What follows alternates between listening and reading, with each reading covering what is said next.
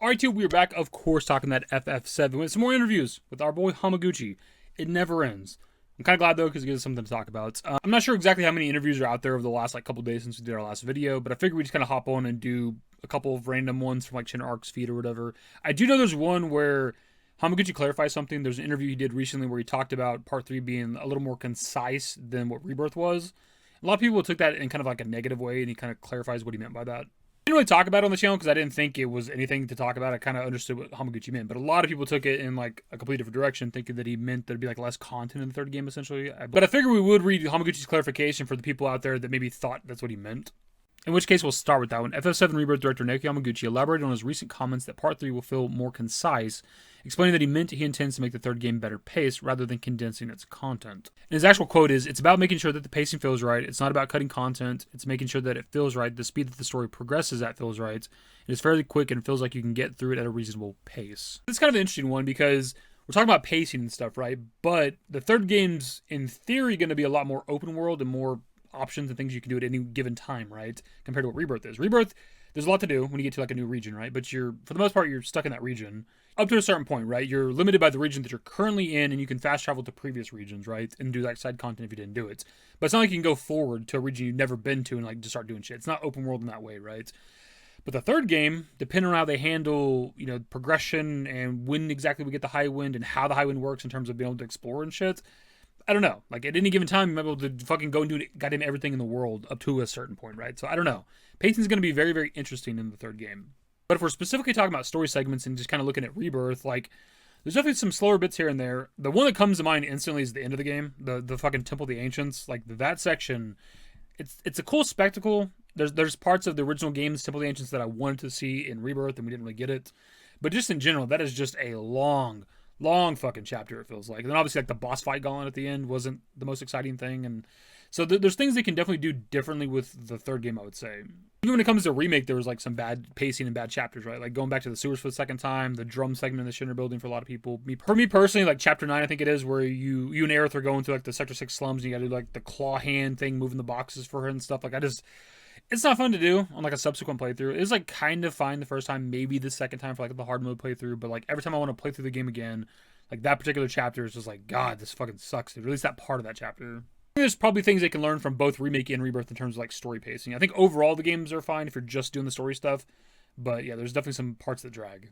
Director Hamaguchi says he's very confident in the experience delivered by Rebirth. He points out that he personally plays through his games multiple times, fine-tuning gameplay and balance down to the last detail. He feels that the pacing, the content, and the balance in Rebirth is exactly as he wanted it. He personally doesn't feel it's been stretched out. It doesn't feel unnecessarily long. To him, he thinks he got that right, and that a lot of people would agree with him. That's where I'm going to have to disagree with Hamaguchi if he's talking about content as a whole for the game. If he's just maybe specifically talking story only, then I think for the most part it's fine in Rebirth, right? But if we're talking about the whole game, everything, then there's definitely a pacing issue. Because if you get to like a new region, right? You get to like, we'll say Junon, the second region. Like, there's going to be all the different side quests and all the world intel shit, and then the story stuff, right? If you want to like stop and do all the side content, the minigames here, there's like, Fort Condor and like probably some Queen's Blood and shit you can do as well. If you want to do everything before you progress the story, it's going to take you at least a couple hours usually. If you're somebody that wants to try to do everything you can before you progress the story, which is the kind of player I am, like, it puts the story on hold. Like, you come out of the Mithril Mine, and then for the next, like, I don't even know. It's been a while since I've done like a full playthrough of the game. A couple hours at least. 2, 3, 4 hours maybe if you want to do everything, depending. It reminds me of like Final Fantasy 16 a bit, where there's sections in the game where when you progress the story, it unlocks like a bunch of side quests, and if you want to do them, it's going to take you several hours. Like, again, 2, 3, 4, 5 hours or something to do a bunch of side quests. Especially the end of the game, right before you go to Origin, like, it unlocks like multiple side quests in like every goddamn region in the world in 16, right? And that takes a long time to do them all. It's pretty much the case here with Rebirth, but it's every time you get to a new region, right? Every new region you go to is going to have all the world intel shit, however many side quests, and then minigames and shit, right? There's just a lot to do if you want to do kind of everything before you progress the story. And for a lot of people, they'll defend this by saying, well, it's optional shit, it's optional minigames, optional side quests, you don't have to do them, right? But that doesn't mean that they're free of criticism. I don't understand that logic. It's optional, so we can't complain about it. Like, what does it even fucking mean? For one, I paid $70 fucking for this game. I want to do everything I can in it, and I love FF7, so I want to engage with all the content, right? And it just so happens that, there's just a lot to do where it kind of kills the pacing of the game. But also, not every minigame and, side quest or whatever are that good in Rebirth. I think, for the most part, with like a lot of the side quests, I can't really think of anything that was that bad. But obviously, the minigames are all over the place for pretty much everybody. If Hamaguchi's talking about the pacing of the game as a whole, I would have to disagree with him. And I think the majority of people that played through all of Rebirth would have to disagree with him too. Like there's 100% almost like factually a pacing issue if you're engaging with all the content every time you get to a new region, right? It puts the story literally on hold for hours at a time. Let's be clear, overall, I'm fine with that though. I do want there to be a bunch of content in Rebirth, and I hope that the third game has even more content to do. I hope it's a longer game, right? There's definitely a point in Rebirth where I just I gotta do the fucking story. I think it was like either Cosmo Canyon or Gungaga. I'm tens of hours into the game already. There's still so many chapters left, and I was like, I have to just do the side content later. And I think right before I completed the game, I kind of went back to all the regions and did everything. Naoki Hamaguchi says you can really look forward to the climax of the remake series, and it'll be exactly what you want it to be. He says it's coming, and it's just as good as you think it is. He's very confident in the game that he's making there. This is another one where I'm going to have to kind of disagree with my boy Hamaguchi, because there's a lot of people that have all kinds of different expectations, right? And he says it's going to be exactly what you want it to be, and I just don't know. I don't know how you conclude the third game where everybody's happy with everybody who has all these different ideas of what they think the game is and how it's going to conclude and what the game is as a whole, right? I just don't know how you please everybody in a satisfying manner too. Like you could go the route of the multi-world shit, the multi-timeline stuff or whatever, and maybe every idea and theory out there is technically correct. Like there's a world over here where Earth is alive, right, or whatever. And yeah, you could do that, and that might satisfy some people. Is it going to satisfy everybody? Is it going to be like a satisfying ending if all these different ideas are technically true because there's an infinite amount of worlds? I don't know. It depends on how they handle it, dude. But to be honest, and it's not just because I don't really subscribe to the multiple timeline shit anymore, or the sequel theory type shit or whatever. I just want to follow one fucking story. If I'm honest with you, I like seeing Zack doing this shit, but I just want to follow our party and the story. Let's go fight Sephiroth, save the world. I don't need to know what's going on over here. For the sake of conversation, again, Aerith is alive in this timeline over here, okay? And our party's over here in Beagle timeline, whatever, doing their shit. Okay, she's alive over here. She's in a world where she did not die by the hands of Sephiroth. Okay, who gives a shit? The main party's over here. The main story's over here. That's what I want to follow. And in this world, she's dead. So, okay, she survived over here. She's alive over here. Who gives a fuck? That has nothing to do with the main fucking story over here, dude. That's what I want to follow.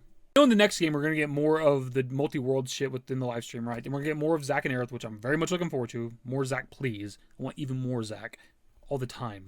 But I do hope that, these worlds start, getting fucking popped. Getting Thanos snapped away from Sephiroth, right? Get rid of him. Let's get it down to one goddamn world. Bit of a tangent there, bit of a rant, of course, but it's just kind of my thoughts on that. But it's also to say that, I don't know that you can please everybody, right? I don't know that everybody's going to be satisfied with the ending. It just depends on what they do. But to kind of bring it back around, I think I'll be satisfied with the ending. I think I'm a pretty easy person to please, despite the criticisms and the tangents that go on videos sometimes when I complain about stuff or whatever.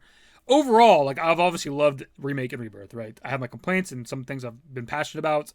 But overall, I've enjoyed my experience with them. And it just depends on how they handle the game. And I'm open to the multiverse shit. I've told you guys this before, right? I'm open to the sequel stuff.